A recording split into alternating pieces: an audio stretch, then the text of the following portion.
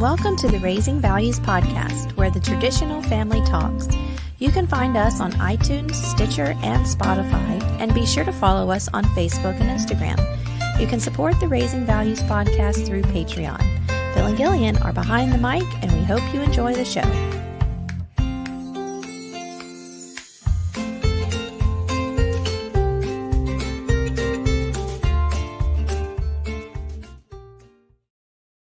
Welcome back to Raising Values. My wife is going to make this episode incredibly awkward, apparently. I don't know what all of a sudden has gotten into me, but I'm just being super silly. 3 minutes ago, she was like... I was at a news desk. Good morning. Coming to you live from 104 Flanagan Court.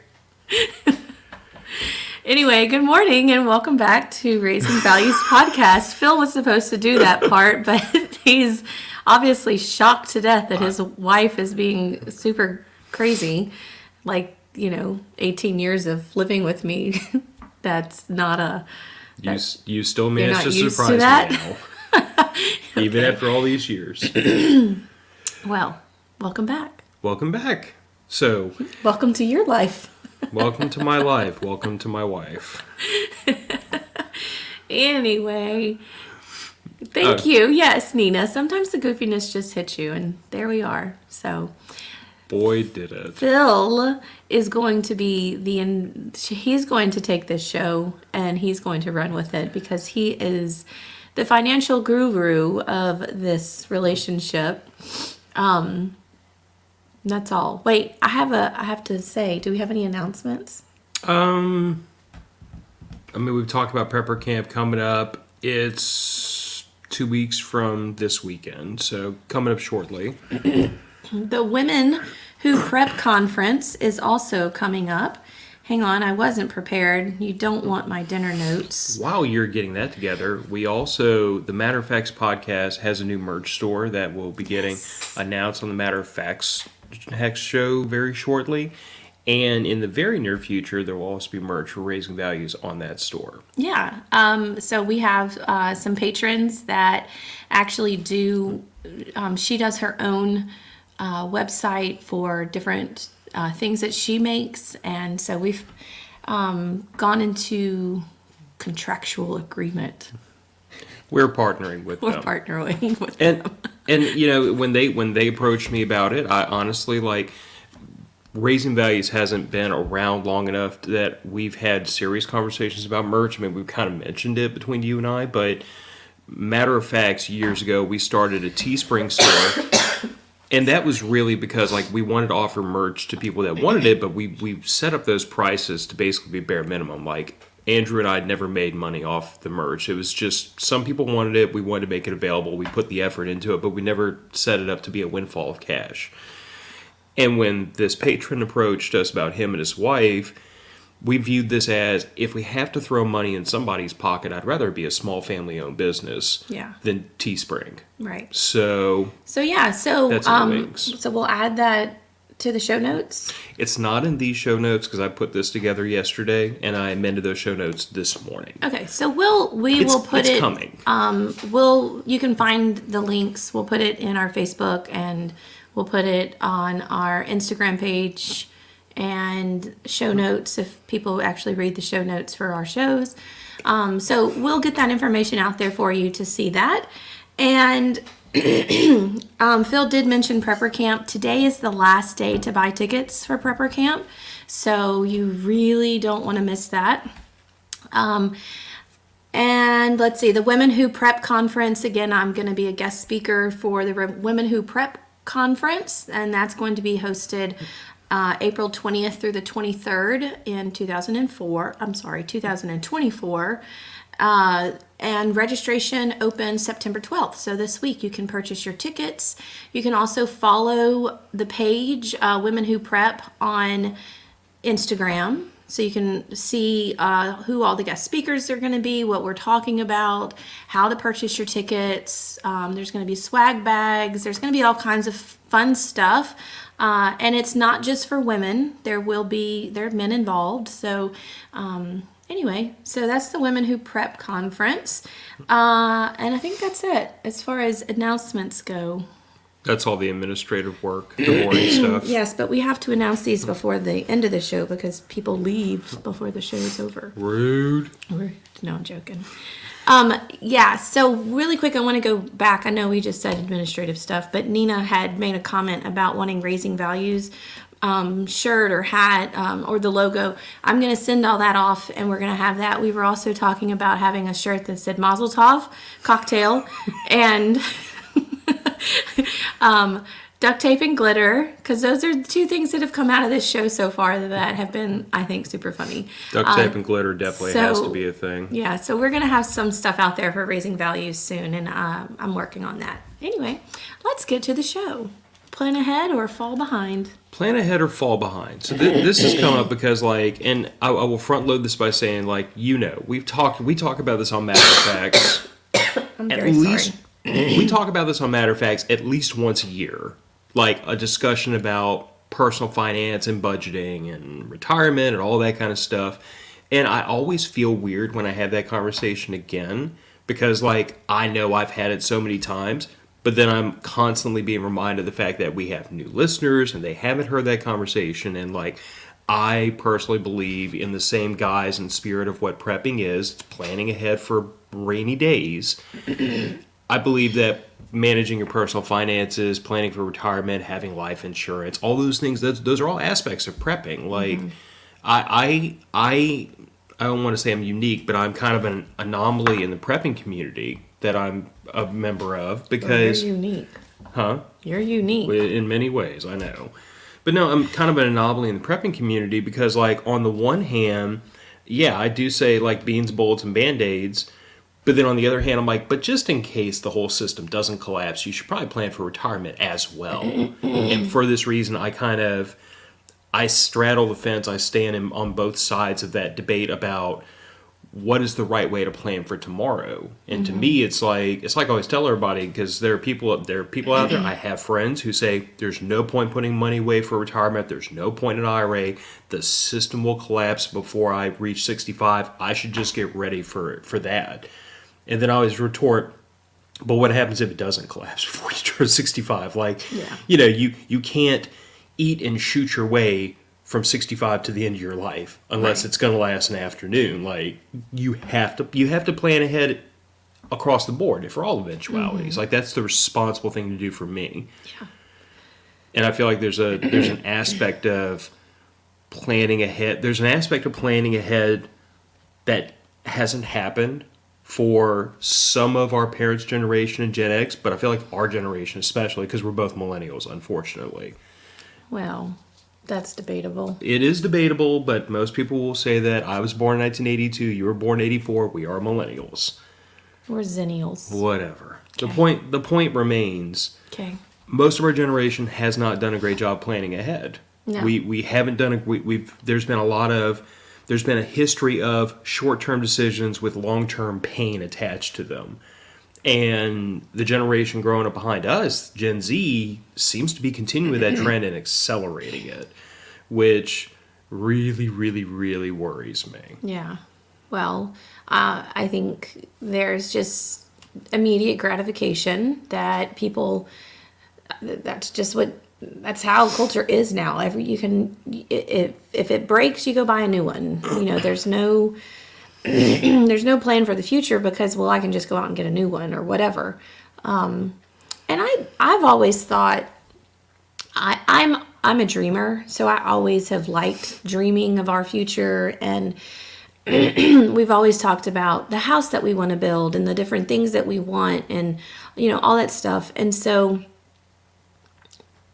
you can't have it without planning for it. And this is a conversation that you and I have probably once or twice a month. And I know that sounds like, my gosh, why are y'all talking about financial? Because she brings it up. Well, I do, because I'm a dreamer and I like to think of those things. And, it's going to be here quicker than we realize. And so I want to be prepared. And I have seen what it does to people who do not plan ahead or that immediate gratification of, well, I'll just put it on the credit card, or I'll just open up another credit card, or, just put it on my tab or whatever. I see what it does to people, people very close to me that are constantly needing help because they didn't plan. Well, helping you means I'm taking food or clothing or something, resources out of my family because you didn't plan. Or you planned poorly, or not at all, or you just blew through everything that you had. And everything that, everything that you had. That's where I'm going to stop. So this is why I talk to you about, this is why I talk about this all the time. This is why I like to sit at the lakefront with you when we're by ourselves and say, okay, well, where are we on this? And how much is in this account? And how much is in that account? And what is that going to look like in 20 years? What is it going to look like in 10 years? Is there a chance that maybe I could quit my job? Or, nope. Well, I know that. I told you I'm a dreamer. Well, but I mean, even in that vein, like you and I had this discussion before Piper was born and after Piper was born about, do you want to be a stay-at-home mother or do you want to work? And that, like, our finances, where we live, the house we bought, everything was predicated on the idea of, are we going to be a dual-income family or single income? Or am I going to work one job, you work one job, we're both home in the evening, spend time with each other and our child? Or are you going to primarily take care of our daughter and I'm going to have to go get a part-time job after my full-time job to make the ends meet? I mean, those were all options that were on the table. Yeah. And at the end of the day, I when it comes to finances, I'm very fluid about particulars, but I'm very uncompromising about principles, if that makes sense. Like, if you choose to be a dual income family or a single income family, or if you choose to do this or this, whatever, you make your own decisions. But the ultimate sin in finances to me is to not plan. Yeah. That is always inexcusable. Like when I meet a person that doesn't have a home budget, doesn't have a plan for the future, isn't putting money away in savings or retirement, that is not a venial, that is a mortal sin. To borrow a Catholic, terminology, but like that is a mortal sin in my world. Yeah. Because what you're admitting to me is, when the rainy day comes, not if, when, you're not going to be able to deal with it. And like from my perspective, being a husband and a father and a head of household, like that is unacceptable. My responsibility is to take care of my family. If I can't take care of them when there's bad times, I don't deserve the job title. Yeah, you don't. I agree. No, joking. I mean, she just knife in the chest, twisted. So that leads us to our first banner of work hard now or live harder later. So you're working hard pretty now. We're both working pretty hard. We both put away. I don't put away I feel like I don't put away near enough for later, but I do put away. Well, to be fair, I make quite a bit more than you do. I know. And a lot of, I wouldn't say bills. I mean, you have a lot of the bills too, but I have private school tuition that comes out of my check. And so it looks really good when you look at my pay stub, but then it's like, oh, yeah, there's tuition. There's all this, life bills, that comes out of it. And then you're left with $100 that you have to kind of squirrel away for 2 weeks until you get paid again.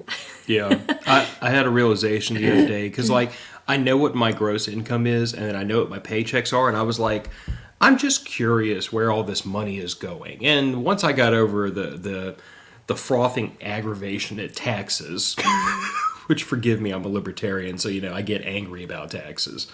But once I got past that, I looked at, the health insurance, which for this family is like the best part of like $900 a month.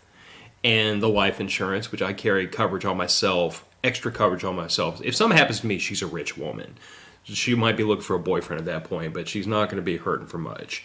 But I also have life insurance on like you. When does that kick in? When you kick me off. But I also have life insurance on you and Piper, just in case something happens. That comes out of me too. And then there's there's, $400 a month going into various retirement accounts because I'm paying into 3 separate retirements. And then there's a not inconsequential amount of money that gets shoved straight into long-term savings. I mean, my paycheck gets rated 6 ways to Sunday, and it all goes to good. Most of it goes to good places. We'll argue about the tax part, but then it's pay the mortgage, which is a huge expense, and pay several other fairly large regular bills. So I mean, it is a thing.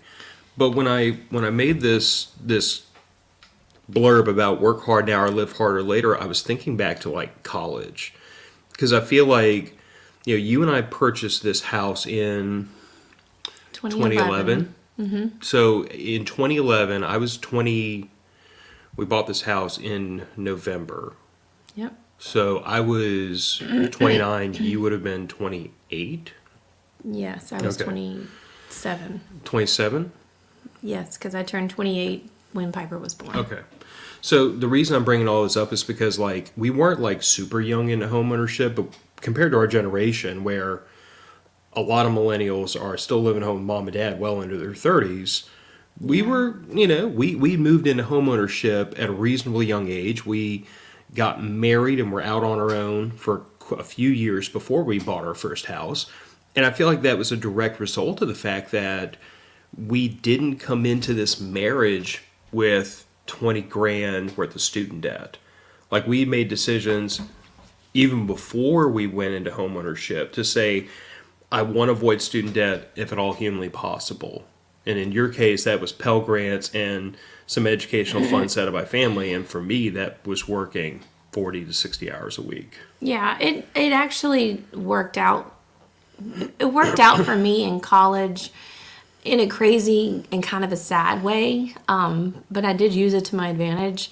That my parents decided to get a divorce right after my senior year of high school. And well, actually, it was the year of my rec. They decided to get a divorce. And so my mom was in school. She had moved down to South Louisiana, actually across the street from me in a different apartment complex.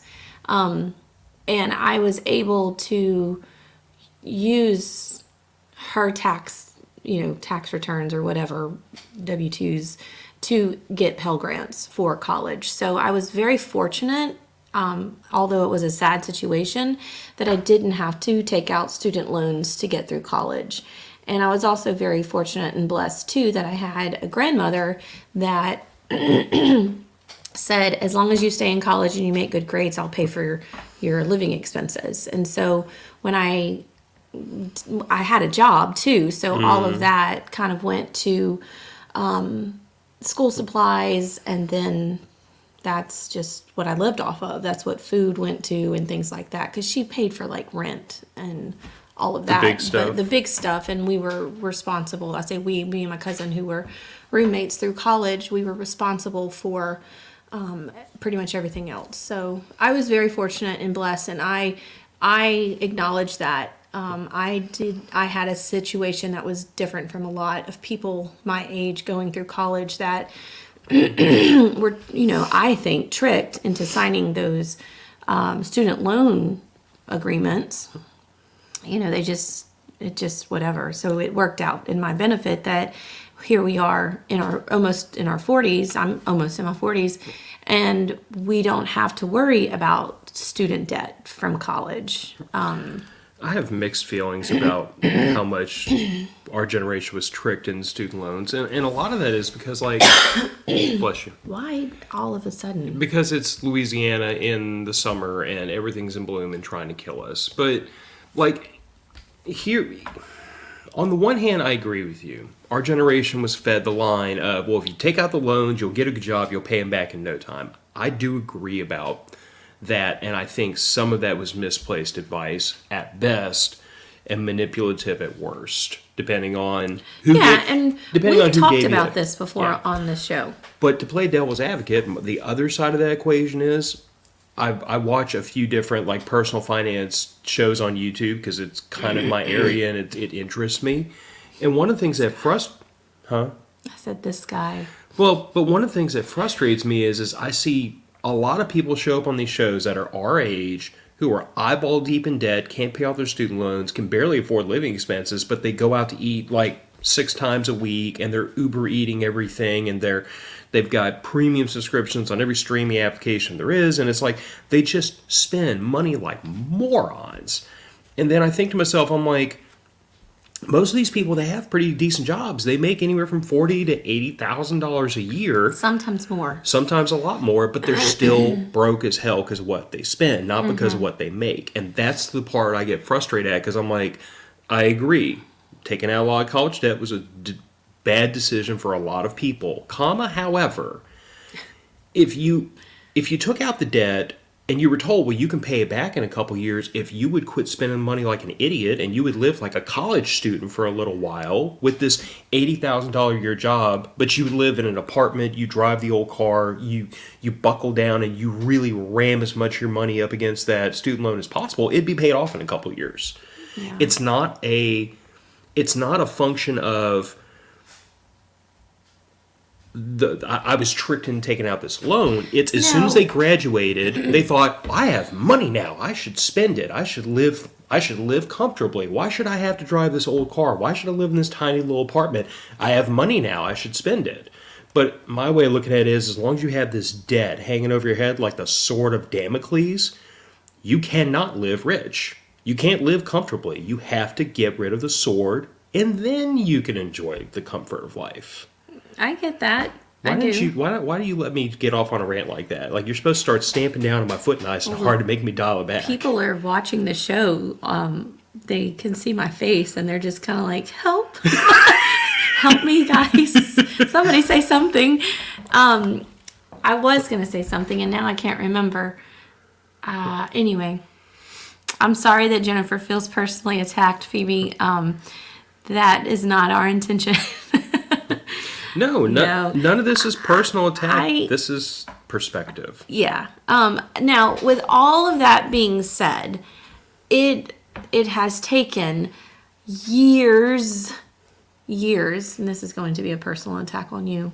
It has taken years for me to convince Phil that it is okay to... Is it reap the benefits? Not reap. No, not yes, reap. Reap the benefits of reap the benefits of our hard work. There's been so many times when it's just like I feel we get like in this trench almost like this. We get bogged down by save. We've got to put away. Or we have to plan for this event, or we have to plan for this event, that we don't get to go and spend the money that we make. And so it's been years of me working on Phil saying, well, and this is kind of what I said, what if we don't make it?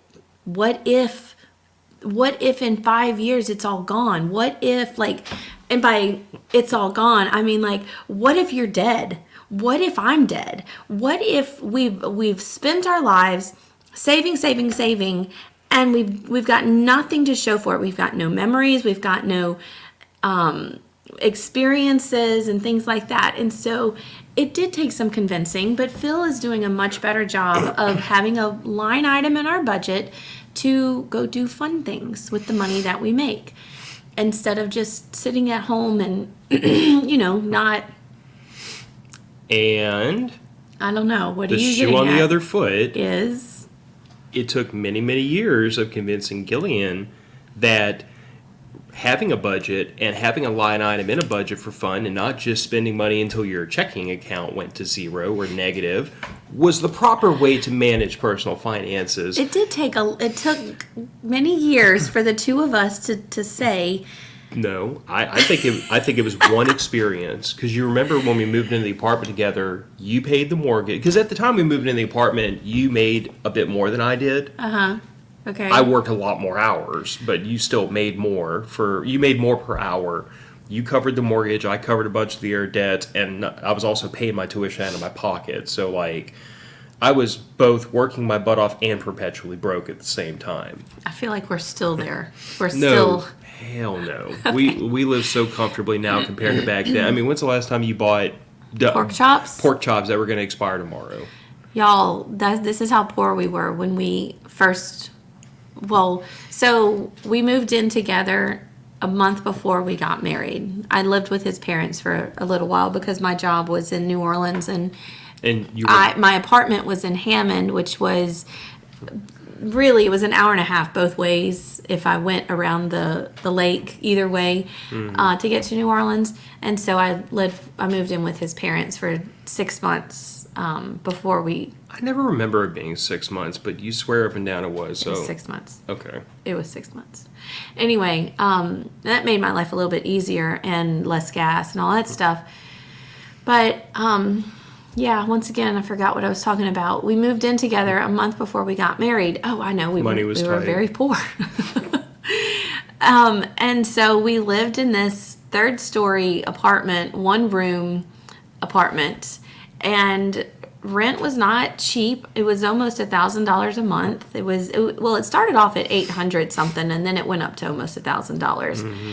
Anyway, we didn't have a lot to spend on frivolous things. Like, we did not go out to eat. We did, but it was very few and far between. But we lived across the street from this grocery store, and they were always running sales. And it was always buy one, get one free pork chops. And it was because they were expiring. And so we would stock up on pork chops and freeze them so that we would have a protein to eat. And freaking red beans and rice. That is what we ate the first year of our marriage. It's pork chops and red beans and rice. I think I've cooked pork chops once in the 16 years since we've been married, because nope, not eating pork chops. I still eat red beans and rice all the time. When he says, let's have red beans and rice for dinner, and Pepper's like, yeah, red beans and rice. I'm like, y'all can have red beans and rice. I'll eat cereal. Like, no. Red beans and rice is still comfort food to me, though. But I hear where you're going. But to me, getting back to where I was saying, I think the genesis of you seeing things from more my direction was the time you had to come to me with your hat in your hand and admit you couldn't pay you couldn't pay the rent. The rent. You somehow that has totally left my memory box. Is it back in your memory box? Nope. Okay. So now, but if you say that happened, then I believe it. Well, it did happen, and you weren't coming to me to ask me, can you pay the rent? Because I think you assumed, like, I can't pay the rent. I don't know what we're going to do. We're going to be a month behind, this and the other. And I just looked at you and said, okay, I'll take care of it. You're going to have to take care of this, and this, until we get back on level footing.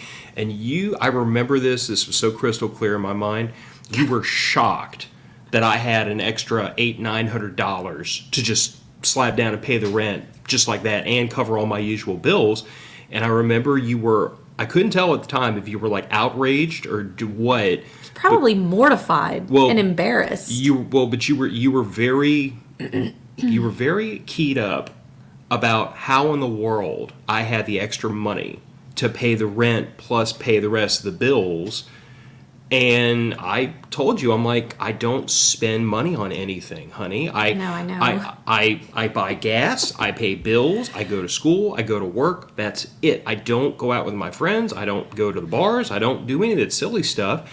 I am focused on getting through college without debt, and I am laser focused on that right now. And I don't spend money on all this other nonsense. And then we look through your checking account and figure out where the money went. And I think that was... Again, humiliated and mortified. But I didn't look at that as an opportunity to extract a pound of flesh from you. No, you've always been really good about that. Like, I've always come to you and I feel like I'm probably going to get reamed out for this. And you never do. I mean, you never have, but... It's not my way. Why I always feel like when I fall short on something, I feel like my husband is about to ream me out for something.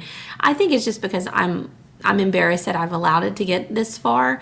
And I would like to say that I am 1,000 times better than what I was in my 20s. Easily 1,000 times. Yay. I like that little pat on the back you got there. Wait, there was something sorry. else. No, that's okay. You can keep that up there. I honestly, I can't remember now what I was going to say, but yeah. But yeah. I'm better. Yeah. And the key to that was making a budget. which is something I tell everybody. Anybody who's responsible for anything, that making a budget is like step one to figure out how much money's coming in, what has to go out.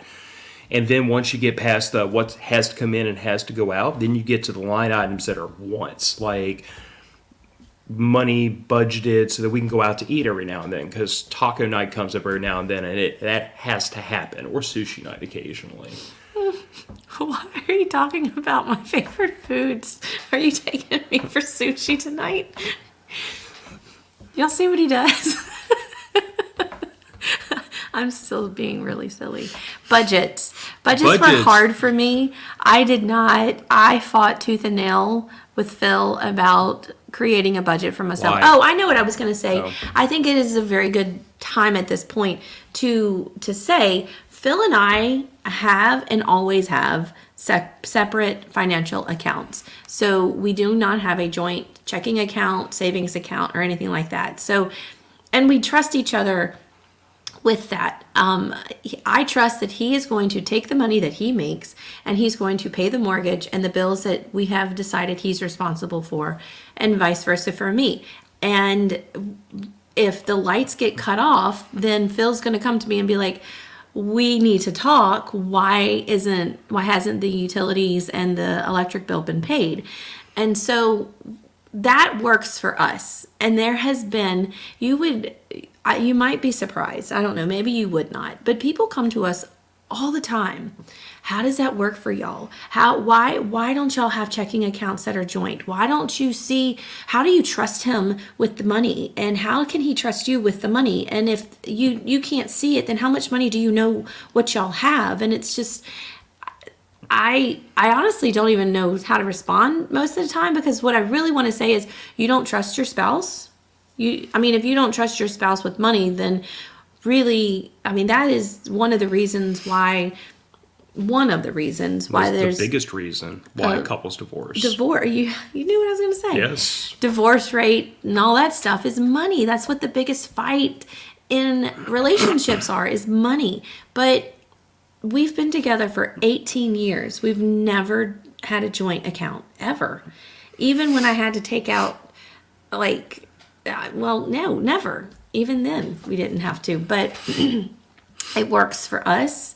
We, like my sister said, Phoebe, communication is key. What else did you say? Oh, you don't have joint. It does work. It works because I trust that Phil is going to pay the mortgage, because I understand his level of commitment and love and, what am I trying to say? Value of his family, I guess, that he keeps a roof over our head. But I would say, to reinforce what she just said, that only works with that level of trust. But I get confused when someone I get confused at the people who say, how do you trust your spouse with money? Because I retort to them like, I trust my spouse with my child. What do you think is worth more? I don't know. Some people put money over children. Well, they're idiots. Well, I agree with you. I will die on that hill. But that's my point of view, is like, every stick of furniture in this house, everything I own is a means to an end, with very few exceptions that have some kind of sentimental value to me. The only things in this house that matter to me are you and Piper. Mm-hmm. So why on earth would I have an issue trusting my wife with finances when I trust her with my child? Like the well-being of my child, the raising of my child. I trust you to raise her to be a good moral human being. I trust you with that. Why can't I trust you with money? I appreciate that. But back to the budget. So budgeting, I fought tooth and nail because... Tooth and nail. Really, tooth and nail. Screaming, crying, we had fighting. Fights about these budgets. We really did. We never had fights about what was in the budget. No. We had fights about budgeting, period. I know, that's what I'm trying to say, is that we had fights because I did not want to budget, because in my head, a budget meant constraints, and I didn't want to live on constraints. And I was raised in a household where you spent the money, even if you didn't have the money. And there were, not to throw my parents under the bus, but they definitely lived a champagne lifestyle on a beer budget, and I inherited that. So I had to fight tooth and nail with Phil about these budgets. I remember what you said to me, and it was like... How do you remember all of this? Because these were like foundational moments in our relationship. Okay. When I brought up budgeting... Just gonna hang my head, guys. No, you said to me, I don't want to live like poor people. I said that? Yes. Because... oh, God. And again... I was awful in my 20s. Well, most of us are awful in our 20s. But, like, looking back on it and understanding, like, how the values you were taught around money, I understand, well, that, and you were also very angry at the whole conversation. And we did not fight fair when we were newlyweds. Most newlyweds don't, though, so...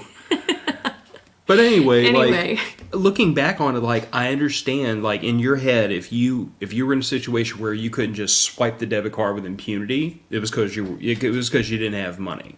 And you would rather be in debt than live like you didn't want to be in debt. And once we got... like my face is just getting redder and redder as this episode goes.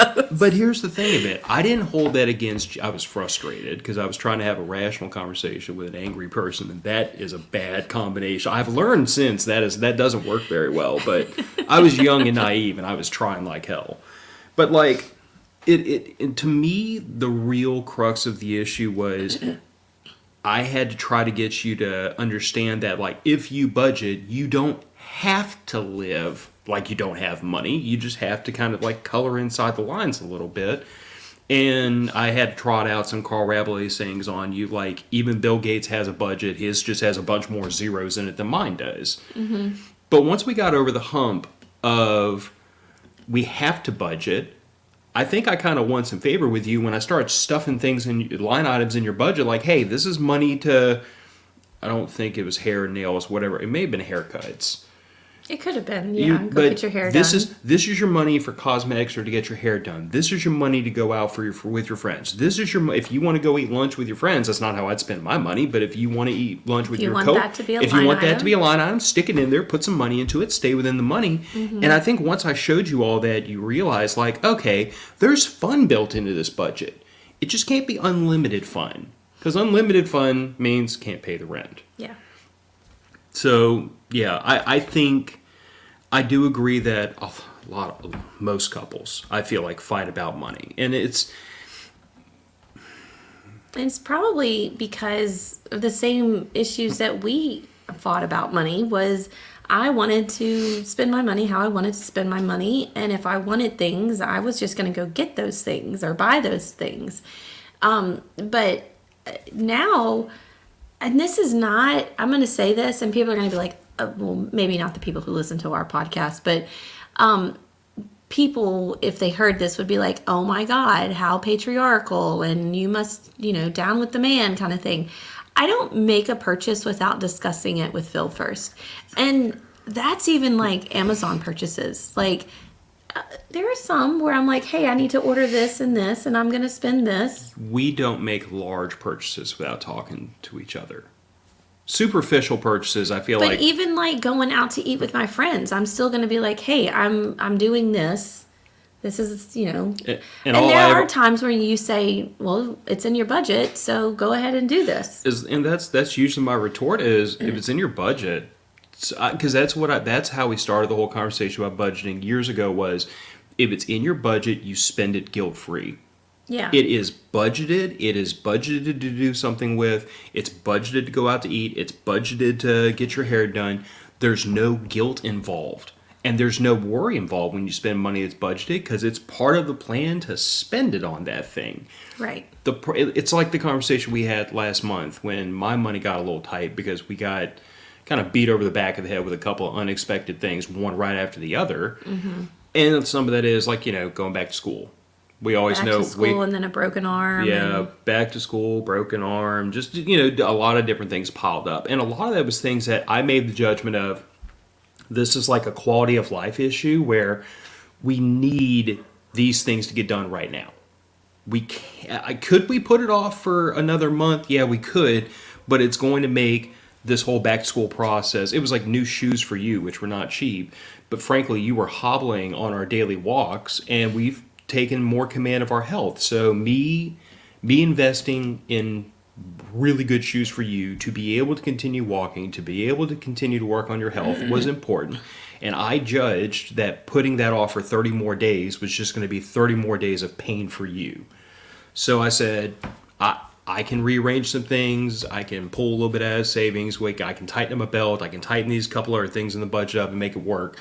And then, the busted wing was kind of the last thing that nobody was expecting. When that showed up, that's when I was like, okay, time to tap the savings account. Well, and then your battery went out in your truck, and that was another $300. Yeah, battery in my truck went to the moon. Yeah. On the day I had to take my the gas put on. So yeah. But the point remains, as long as you spend money within the budget, there's no emergencies, there's no guilt, and if you exceed the budget, if it's for a good reason, it is what it is.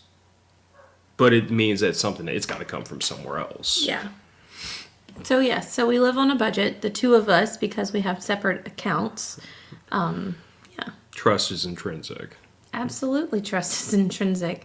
And I try my hardest to make sure that the line item for savings is met every single paycheck.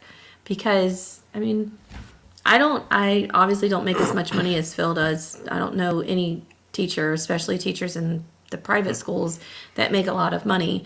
But I get very anxious when my savings account gets below a certain number. And it's definitely not where I want it to be. I would like to be able to put a line item in there for a beach vacation with my sister if she's still watching, but I don't know if that's going to happen this year. Anyway, so wait, what did Joe say? I didn't get to see. Joe said, you're going to put it back on the screen. You either trust or you don't. If you don't get married in the first place. That is so right, Joe. You've been listening. I feel like Joe has a lot of very complimentary views to ours, though. Like, if you has a can't, lot of good things to if you say. can't trust your spouse with, because you have to understand, like most people watching the show understand, like when you get married to somebody, you take on their debts, you're accountable for their debts, like that's a thing. Legally. You are financially, legally conjoined until the marriage is dissolved or death. We which try does to tell dissolve. people. Yeah. So like, if you can't trust your spouse with your financial future, I would argue if you're planning on having kids, like if you can't trust your spouse with raising your kids right, then you probably need to have some conversations. But I guess that's kind of here nor there. Yeah. But so moving on to that next banner is what and when to use debt. Phil's going to talk to you about this because no clue. Straight over my head. Okay. So financial guru, we just got through talking about how unexpected expenses piled up. I had to tap my savings. Even that month, I had to tap the savings to like float some things because a lot of unexpected expenses popped up. I still put more into savings than what I took out. So what I did was I just didn't make a lot of headway on the savings, which I'm trying to make right now because you encouraged me to reap the benefits of our hard work and punch a massive... Why do you say it like you're through gritted teeth? You've encouraged me to go on vacation. Wasn't the vacation, it was the thing I bought that was like 4 G's. Oh, I did encourage you to do that, but I had my own wants for you to spend that money. Yes. So the point remains, like, I spent a big chunk out of savings with your blessing, with some encouragement, and I am, as aggressively as humanly possible, trying to put that money back in with some extra, as aggressively as I can without shorting other things. So I had the money to pull a little. I just put the money in. I had to pull a little bit of it back out to make it to the end of the month. It was fine. It wasn't the end of the world. It did involve me and you saying, hey, I do not have money to go eat out. I have money for like groceries and bills, and that's it. I've got to pull this belt as tight as it's going to go, so I don't have to pull more out of savings and then take a step back.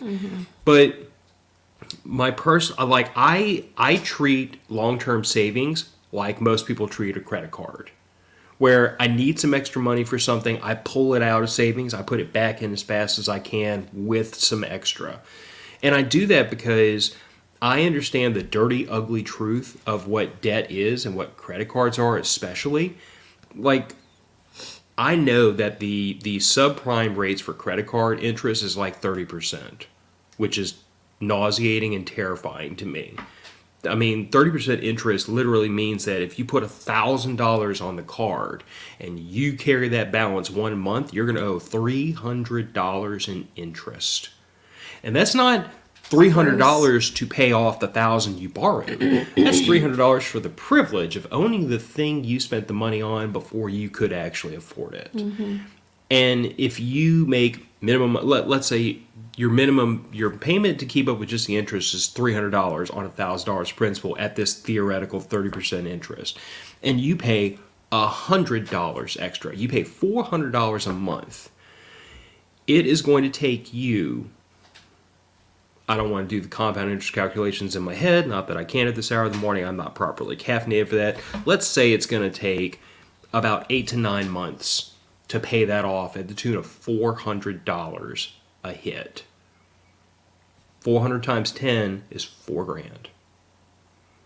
That's what interest is. Interest is paying sometimes a couple thousand extra on the principal. Sometimes it's many times more than what the original principal was, because the interest is so catastrophically high. Interest is a tax levied against people who don't save.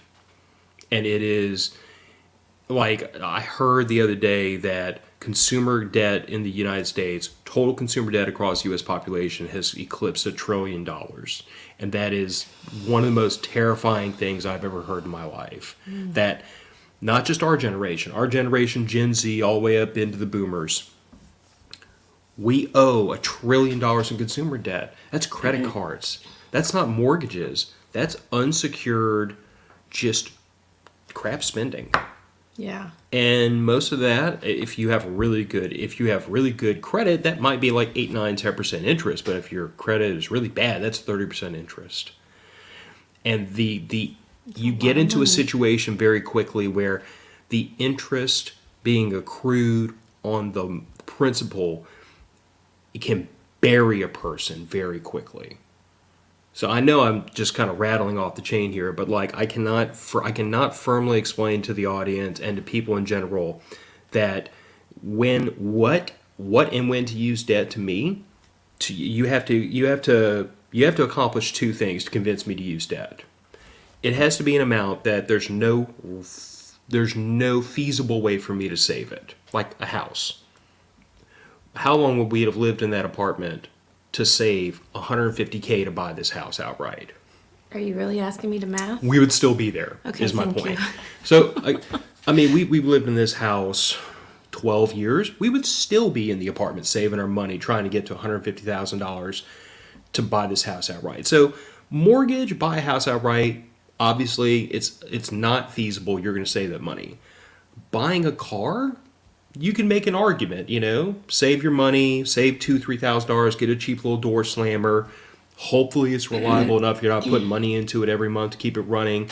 There's an argument to be made there, but in the situation you and I were in, especially when we first got married, where we were driving, our commute was 40 to 50 miles in and out of New Orleans, the possibility of breaking down was so intolerable that I just said, no, to hell with it. We're gonna take out the loans. We're gonna buy reliable enough vehicles that I can depend on my wife getting home in the evening. Yeah. So you can debate about cars, but let's assume houses, cars, literally anything else that you are not going to die without tomorrow, I can't justify taking out debt on. What about medical debt? Are you going to die without it? Without what? Well, whatever accrued the medical debt. Like, obviously, I'm assuming this wasn't like an elective procedure in the theoretical you're getting. No, I think elective procedures are different. Yeah. Like if you want to go get, a mommy makeover, you are deciding to get a mommy makeover. So again, medical debt, if it's emergency, if it's compulsory, you don't really have a choice. That's kind of why I put those two things in play. Are you going to die without it? Can you not feasibly save your money for it in advance? If those two things both happen, yeah, debt's got to happen. It's just got to. But if you take out debt, like we started this conversation off with my analogy of like the sword of Damocles hanging over your head Yeah. when you have 20 or 40 grand worth of student debt and you want to live like you have money when you really don't because you owe 40 grand hanging over your head. I look at debt like that. Every day you have debt, you have this sword hanging by a horsehair over your head. I want the sword off my head as fast as possible. Yeah. So from the time we took out the mortgage 12 years ago, I've been making extra mortgage payments every single month. Every single month. Sometimes it's an extra. So what I usually do is, if it's below a certain amount, I add 100, then round it up to the nearest 100. Sometimes I just round to the nearest 100. It kind of depends. I mean, our mortgage amount changes based on our property taxes every now and then. But I've been making an extra principal payment every month since we bought this house. We had to refinance it a couple years, pull 10 grand in equity out so that we could, do a big once over on the HVAC system when it blew up, which saved us a lot in our electric bill, to be honest. But the point remains, right now we've got, I think last I checked, something like almost $90,000 in equity in the house. We're on pace to pay this house off in another 20 years if we stayed here for that long, which we may not, because I'm making those extra payments as aggressively as I can. From the time I took out the loan on that truck out there, I was making extra principal payments every month.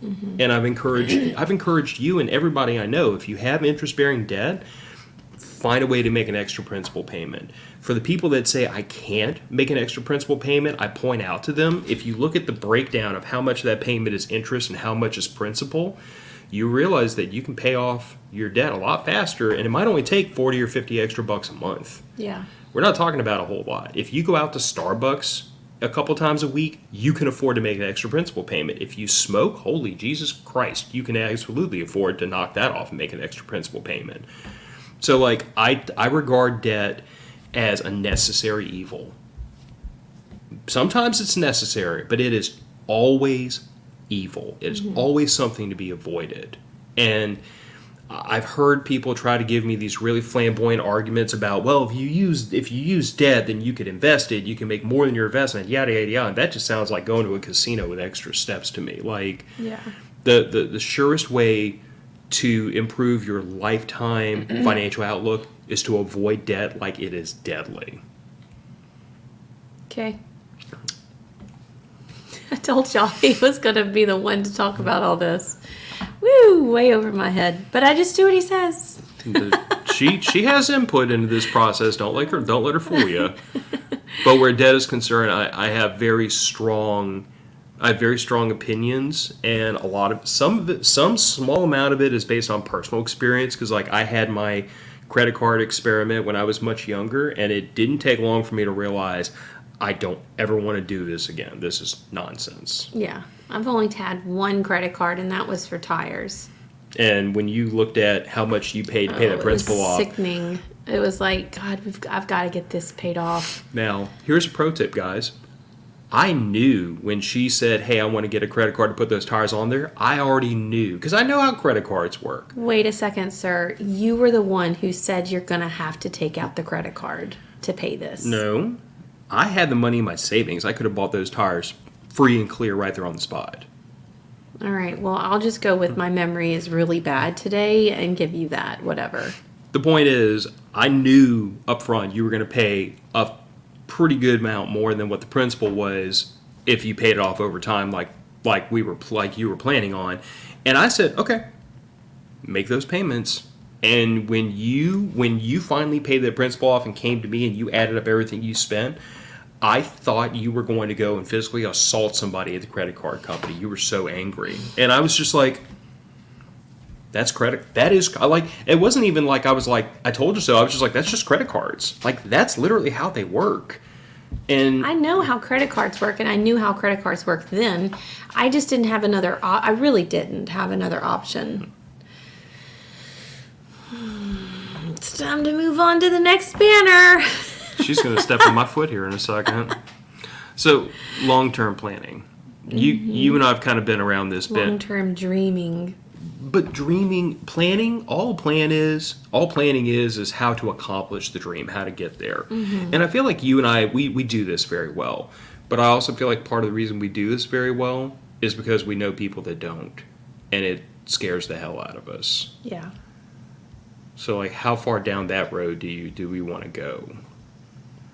Without names. Without names and throwing people under the bus, which Yes. isn't the point. Well, I guess I mean, if it's pertinent to the conversation, then and it'd be a good example, then yeah. Let me circle back around to Joe real quick. We always credit card tires, but we pay them off inside the 0% time frame and hit every compounding discount available. Yeah. Yeah. In this case, I think if she would have bought a full set of 4, it would have been 0% for however much time, but you only needed 2, if I recall correctly. I don't recall that. Anyway. I recall needing 4. Anyway, long-term planning. So yes, you can give examples without using names I would say what is that term? What is the phrase? Drag them? No, what is the phrase used to protect the innocent, but they're not so innocent?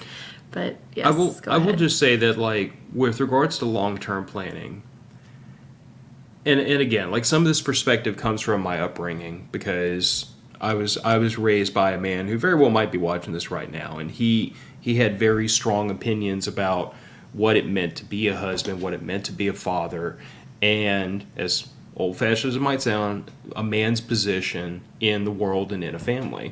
And mine is to take care of my wife and daughter no matter what comes. So to that end, I have certain beliefs about being able to physically defend y'all from harm and provide for y'all in the event of bad situations. But I also look at it in the guise of, like, finances.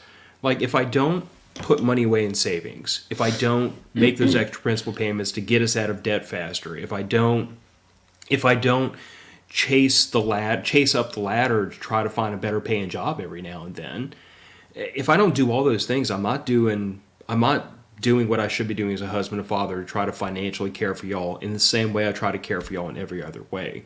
It's not I've said before, like, husband and father are not positions of comfort or privilege to me. They're responsibilities. And I don't use the word responsibility or obligation with a negative connotation. It just means it's something that I cannot fail at. I can't let down. It has to get taken care of. Because if not, then I've let you down.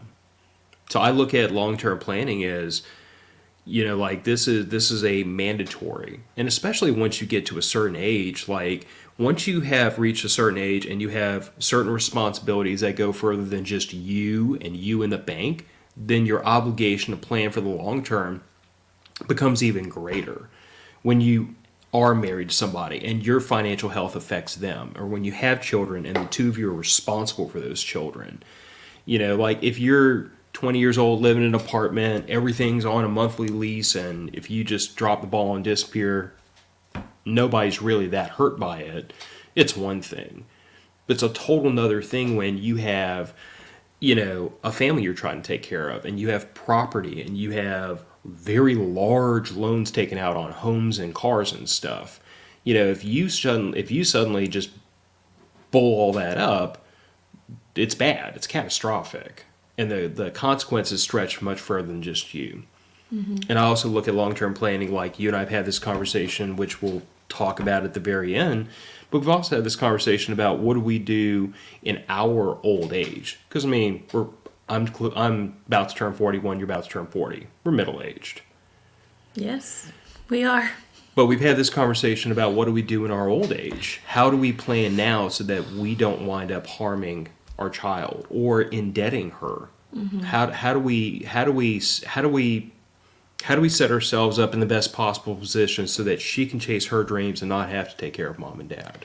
Yeah, that is the one thing I am so adamant, and that is really the reason why I do what I do and why you do what you do, is because I do not want the burden of her having to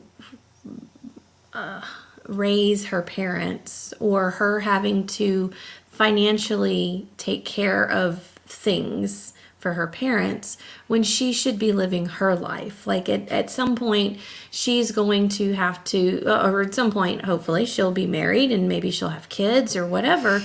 But even if not, it's her money. It's what she's working for. And what my dream is to have us set up in such a way that she will never, ever have to send us $100 here or $50 there, or, something has happened. And so now we're relying financially on our child to take care of that. And I know that being a parent, I can understand the burden and the embarrassment that comes with having to rely on other people, especially your children, when if it comes to that.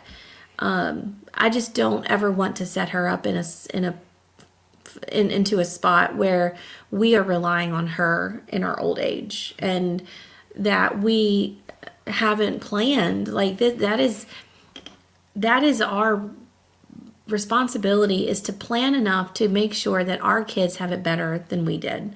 And then I mean, like we did growing up. That's not what I'm trying to say either.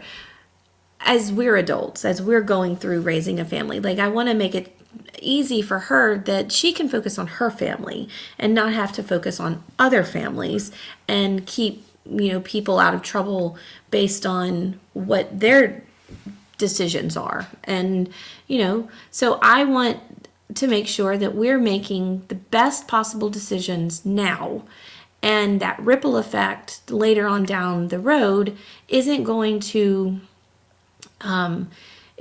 catch her off guard or throw her off of where she's from because we made a poor decision in our 30s and 40s. And I try to make sure that those financial decisions that we make, and that's why we budget so hard. That's why it's, we joke about it on the show all the time about how Gillian just wants to go to the beach and Gillian wants to spend the money. Tacos And tacos and sushi. But I joke about it, but I understand completely that too much of those things will ripple effect down the road to my kid when she's an adult with her own family. And then if I don't take the responsibility now as an adult and her parent, I'm really setting her up later in life, because I don't know, I've seen it. I've seen where the child raises the parents, and I've seen where the child has to take on financial burdens because the parent did not make good decisions throughout their life. And so again, keep saying ripple effect. It keeps going on down the line of, well, somebody's got to take care of it, or really the end result could be you're going to die, or it's not going to be a good situation for you. So, I mean, that goes back to a lot of episodes that we've done at the very beginning of, you live with the guilt and you live with the whatever of, well, I just can't help you, or you're just going to have to deal with it, or I hope you can find some soup, or something like that.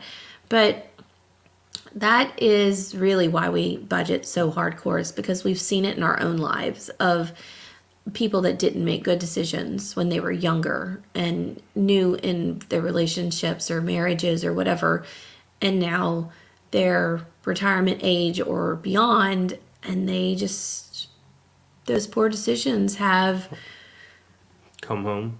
Yeah.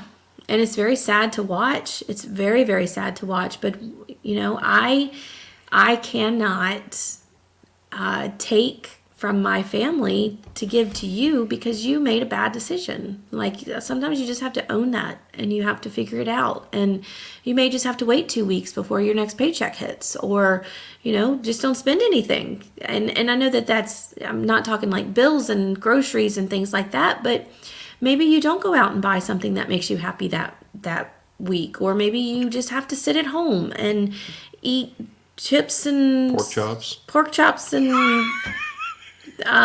red beans and rice. Is it fun? Absolutely not. Do you get to miss the vacations? Yeah, you miss the vacations. Do you miss going out to eat with your friends? Yeah, you miss those things too.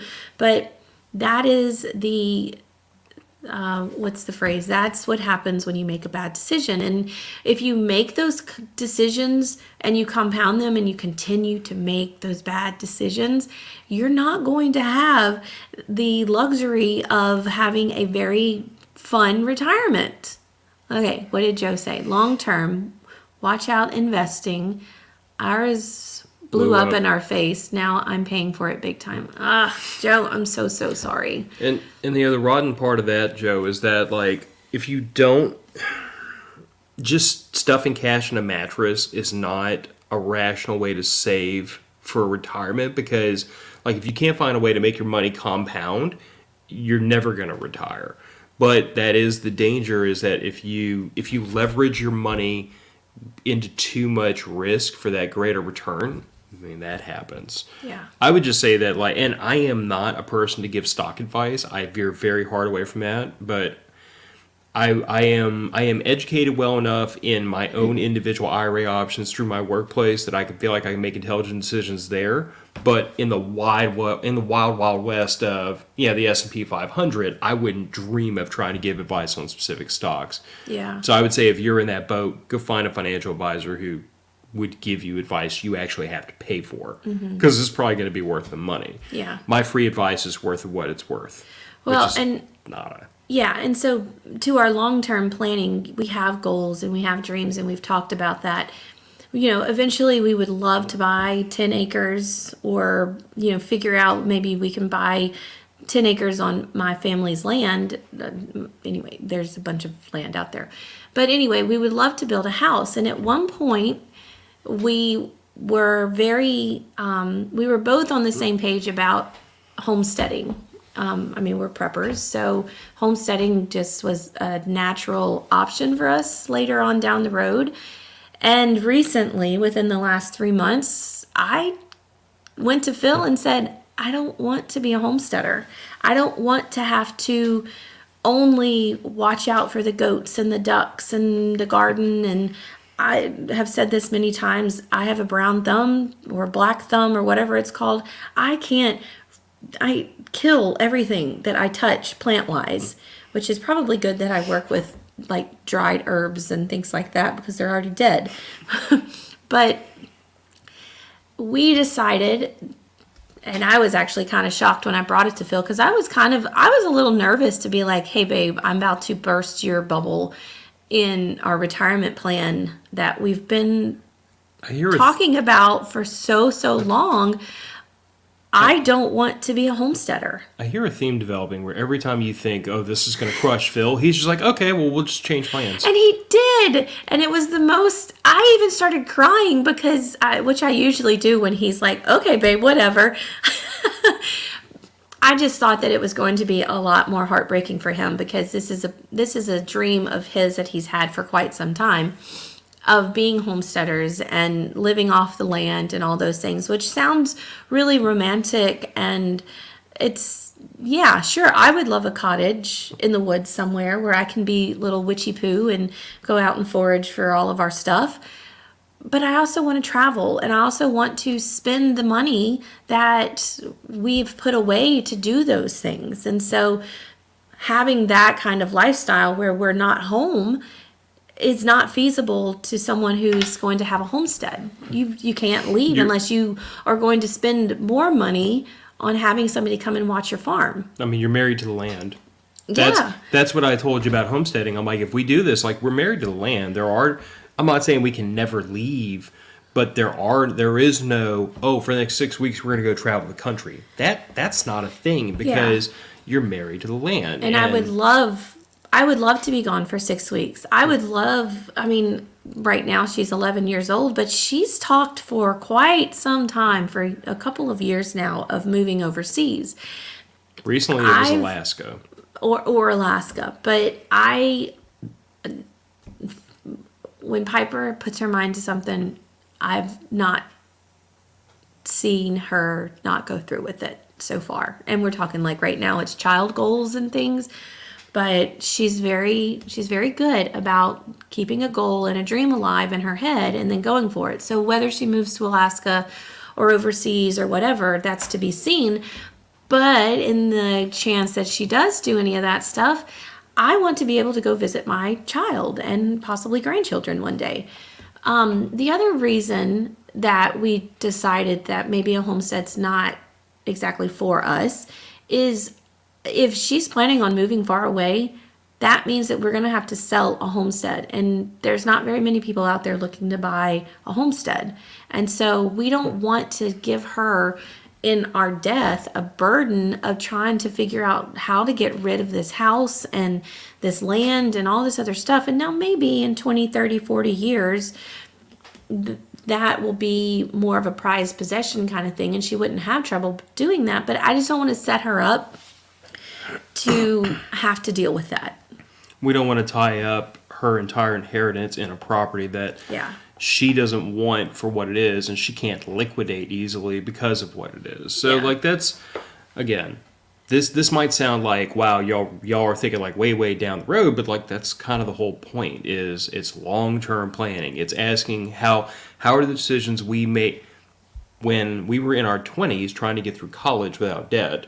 We were asking ourselves, how is this going to impact our lives down the road? And we intrinsically understood that having student debt to pay off was going to make everything else down the road harder. Mm-hmm. And then now we're having conversations about when we get to retirement age, where do we want to be? And when we get to end of life, where do we want to be positioned so that it is best not just for us, but for our child? Like, that's the whole idea of long-term planning, is to really think through all the way down the road. And you don't have to have a roadmap with every little stop planned out to successfully long-term plan, but you have to have at least considered it and make sure you're pointing in the right direction for where you want to wind up. And the one thing I wanted to say here before we move on to the last one, because these two subjects kind of go together, is like, neither you nor I fault a person for needing to fall back on their children or family occasionally. Thank you for saying that, yes. Because like I've had this experience many times with my father in the last couple of years, and to a lesser degree my mom, because my dad usually is perfectly capable of taking care of her, but where he's been down, he's been in the hospital, he's needed help. I've had no trouble whatsoever running over there, putting my life on pause.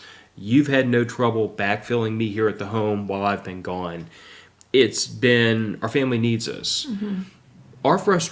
My frustration comes about when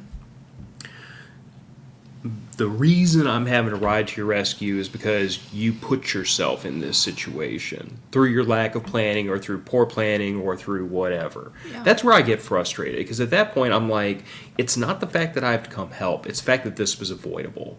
The avoidability of it is the part that sends me to the moon immediately, because that same conversation you and I had about like, well, we're planning ahead so we put Piper in a better position. Like, you didn't plan ahead to put me in a better position for this little emergency. Because if you'd been planning ahead better, then I could be coming to help get you over the hump faster, but you don't need my help. Or we could have planned ahead weeks ago for me to take some time off, move my schedule around, whatever, but now it's an emergency because you made it an emergency. Like, that's the part that frustrates me. And the other thing I thought about was, like, you know, there was a time in this country where generational housing was a thing. Mm-hmm. Like, the grandparents would have the home, their children would live with them much later in life, they'd raise a family in the home themselves, you'd have multiple generations within the house, and they just add on to the house as they needed more and more space. That's why some of these old ranch homes in the middle of nowhere are enormous, because you had 3 generations of the family living in the houses, and the families just kept growing. But I would love to point out that, like, even in that case where you did have old man, old woman, the grandparents being taken care of basically by the children and the grandkids, they were growing up in a house they didn't have to spend money on. Mm-hmm. So the home itself and the children not having to go out and buy a house themselves, go in eye-watering debt to do it, that in itself was the grandparents or the parents doing something to help the children get further down the road, and in return, they were able to lean on the children for help in their old age. But I feel like whether we should or shouldn't be here is irrelevant. This is where we're at culturally. Culturally now, kids move out, they go make their own way. And I look at it as, if I'm going to be in the position where I have to take out the mortgage, take out the debt, buy my house, if I have to take care of my family here, you have to take care of your family over there. if we're going to be in the situation where I have to take care of you, then why am I paying this mortgage to the tune of, over $1,000 a month? And then I guess, again, kind of to your point earlier about how there are conversations you thought you were going to have with me where you swore I was going to get really upset. I was just like, whatever. But to me, it's like, we can do it this way or this way.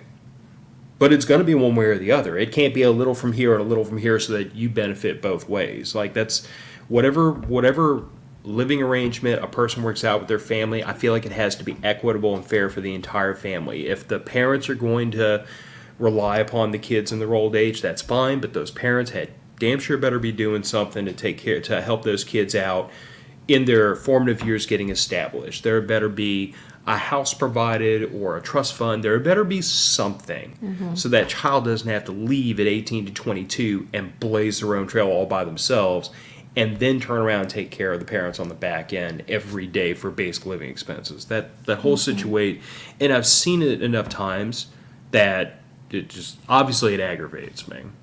Obviously. Sorry. No, it's fine. It's good. And planning for the end. This is the part that none of us like to discuss.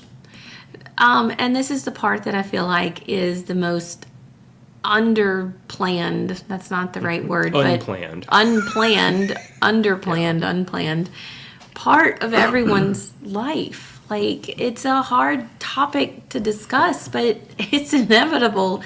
We're all going to die. There is a 100% mortality rate if you are alive. Yes. Take that to the bank. So why don't you have the things in place? And I don't know. And I'm saying that, do we have everything ready? No. We don't have a will. Time out. First of all, the only thing we don't have in place would be two things. I guess first would be a living will. We still need to get that document together about like who manages our property and who takes care of Piper in our stead if something happens to both of us at the same time. But I am also forced to admit that at 40 and in pretty good health, the odds that both of us are going to check out at exactly the same second are minimal. That's why this is hard for me to talk about, because I don't like to talk about. I just like everyone else. I don't like to talk about this. We can go grab something this afternoon if it'll make you feel better. It will make me feel better to have something drafted, and it will make me feel better to make sure that all of our ducks are in a row in case something does happen. But insofar as like planning for the end, like I have life insurance on the three of us. I've been packing money away into an IRA, which something happens to me, it's yours. Frankly, if something happens to me and my life insurance gets to you, you're going to be able to go afford a younger boyfriend without breaking a sweat. I mean, would you get off that? My gosh. My point remains. I've tried to take steps to make sure that my family isn't financially broken without me. I do feel like a lot of what happens though, like once you get past your basic subjects of like a will, and I feel like a will is really more. It's not that it's not important for a younger couple. It's much more important for an older couple because you're not just like, if something happens to me, everything in here is yours. They're community property, state. There's no debates about that. That's the way it's going to work. And we only have one child, so technically, if something happened to both of us, everything's hers regardless. Like there's no debate there. But in families that have multiple children, wills become super important. Just for peace of mind so that everything is kind of like evenly distributed between the kids, because I have seen more than one family torn in half by children fighting over the will. I hate to see it.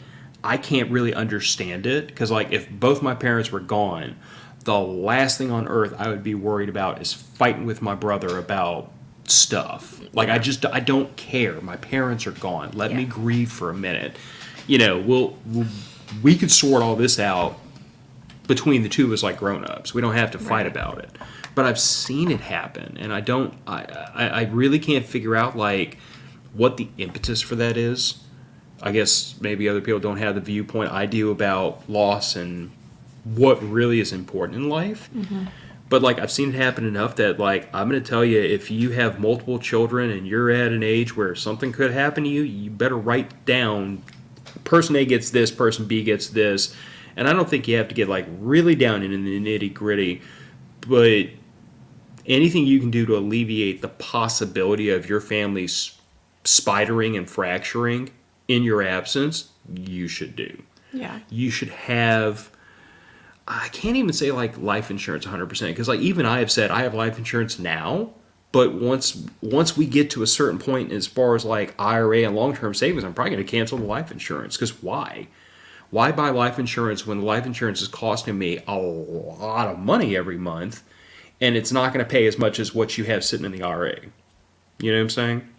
Like, I know people in that situation where they don't have life insurance because, frankly, they've got enough in liquid assets. It's like, who cares? What's an extra $150,000?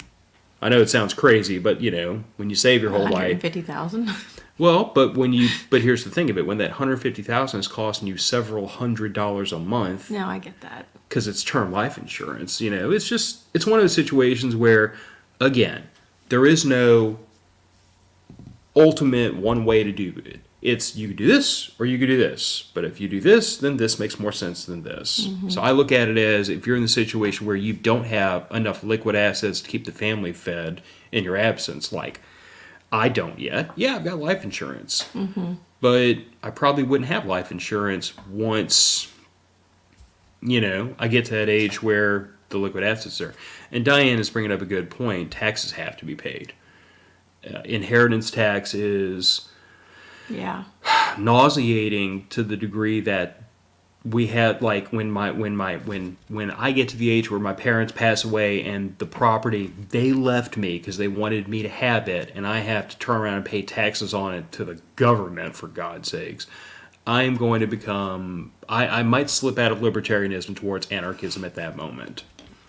Like, the fact that the government would even tell me, like, well, half of your father's estate, your mother and father's estate, that's ours. I'm going to get angry. Yeah. I'm angry just thinking about it. But regardless, like, yeah, you're going to have to pay taxes on it. You're going to, like, so I guess when I look at, because, like, you and I were talking the other day about how if a person passes away and they have, like, credit card debt, that credit card debt has to get satisfied by the estate before the heirs inherit a dime. Yeah. So, like, they're gonna sell the house. They'll sell every stitch in there, every little knickknack, even things that have no real value.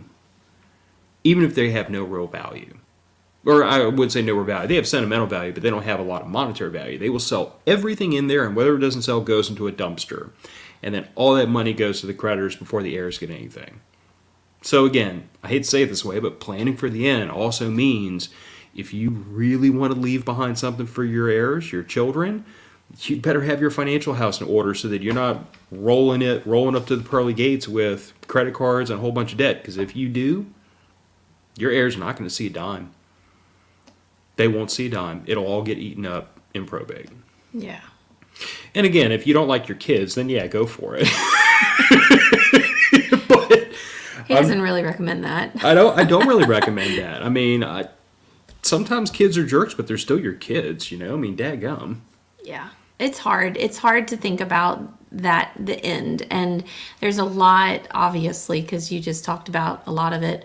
There's a lot that goes into thinking about the end. And I think, you know, your parents have done a really good job with, they've gotten in with the financial advisors, and they've already discussed the hard stuff and what goes where and how it goes there. And maybe it doesn't go there after they're dead. Maybe it goes there before, so that, you know, taxes aren't having to be spent on it and things like that. But I don't recall off the top of my head, but there is a maximum the federal government has a maximum amount that you can quote unquote gift to your children before it's considered a wealth transfer. I don't remember what that is off the top of my head. But even but I'm saying things like, I'm thinking differently, like things in the house maybe I want to give that maybe doesn't have financial sentimental value, yeah, that has sentimental value. And my mom has been really good about this in the last year or two. She's been kind of getting rid is not the right word, but she's been giving out things of sentimental value to her kids. And I don't know if it's just because she is thinking like what you're saying, you know, could happen, but it is going to make it easier for us later when it's already given out. The sentimental stuff is already placed in someone else's home, and so things like that could happen with the government after they pass won't happen to the sentimental things. You know, maybe, and hopefully that's what she's thinking about. But it does make it easier to go ahead and think of those things. Like I said, it's a really hard topic to discuss, and I don't feel like we're on the ball with having that part of our house, that part of our life planned out exactly how I feel like we should. As preppers, as people who prep for the craziest thing, you know, what's your zombie kind of thing, I feel like that is an area that we need to work on a little bit more. And we don't have a lot to do, especially where we are in our, you know, our age and what we own and things like that. But I still think that there's some gaps that we need to fill. I mean, that's fair. I think it's less about the fact that we shy away from it being an uncomfortable conversation, and more because we're more focused on the next 20 years, not the last 20 years, if that makes sense. Yeah, but don't you think that if you're going to focus on the future, that you have to focus on something that you know absolutely is going to happen? Yes. Okay. But I still think you focus on the next 20 years more intently than you do the 20 years after that. Okay. I still think that you should give just as. Are we saying the same thing? No, we're saying different things. Okay. I'm saying 80% of your focus on the next 20 years, 20% on the next 20, because it's further away. And if we don't get the next 20 years handled, the last 20 isn't going to matter much. Okay, I get what you're saying now. We're agreeing. I'm saying focus on both, not equal focus. Okay. Because I am not going to plan for like what oxygen tank I want to be hooked to when I'm in a hospital bed on my last day, because I don't care. I'm not there yet. I've got a whole bunch of things to square away between here and there. True. Well. Including zombies, potentially. Well, that is your hope one day, is that the zombies will come. I just want some entertainment, that's all. Anyway, so if you came in at after the beginning of the show, just don't leave yet, because you'll always leave right before announcements and things. But just a reminder that Prepper Camp today's the last day to purchase your tickets for Prepper Camp.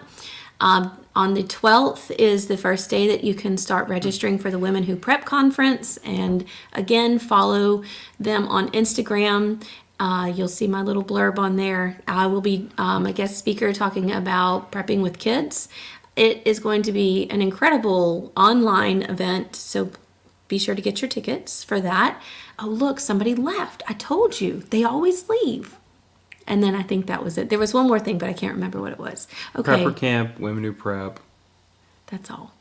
That's all you need to know right now. All right. Well, thank you guys. I know this was an extra long show. They usually are. This week. But when you get Phil going on a Phil rant, it's kind of hard to stop him, especially when it's financial planning. Anyway, I hope you have a great weekend, the rest of your weekend, great Sunday, and we'll see you next week. Bye. Bye, everybody. Bye, everybody.